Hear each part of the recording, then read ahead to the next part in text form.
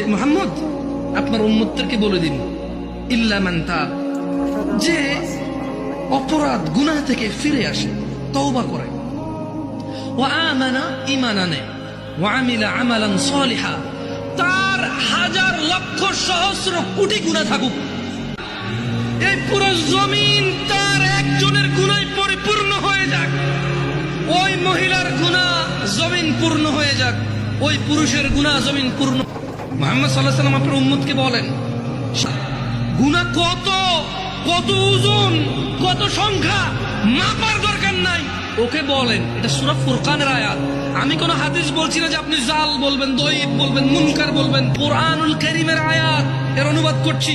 আল্লাহ বলছেন যে আপনার এই উম্মতদেরকে বলে দেন গুনার সংখ্যাও কেন গুনছে, ও ওজন কেন করতে, এখন ওর জন্য তওবার দরজা খোলা আছে, ও ফিরে আসতে পারে, ও ফিরে আসতে বলেন, বলেন ও বলুক। আল্লাহ বলেন ওয়া আমানা, ঈমান আনতে বলেন, ওয়া আমিলা আমালান সালিহা, ভালো কাজ করতে বলেন, এবং তাকে বলে দিন আমি আল্লাহ ফাউলাইকা ইউবাদদিলুল্লাহু সাইয়্যাতিহিম হাসানাত, তাকে বলে দিন তার পূর্বের সমস্ত গুনাহ আমি নেকিতে পরিবর্তন করব, কারণ আল্লাহ অতীব দয়ালু ও ক্ষমাশীল।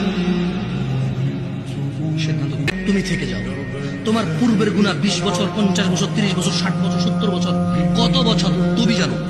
তোমার রব বলেছে ফিরে আসো, যে যে যে যে যে যে গুনাহ ফিরে আসো, এগুলো আর করা যাবে না। আগের সমস্ত গুনার জন্য অনুতপ্ত হোক, এবার ঈমান আনো, ভালো কাজ করো, আর খারাপ কাজ করো, আগের সব গুনাহকে নেকি দিও।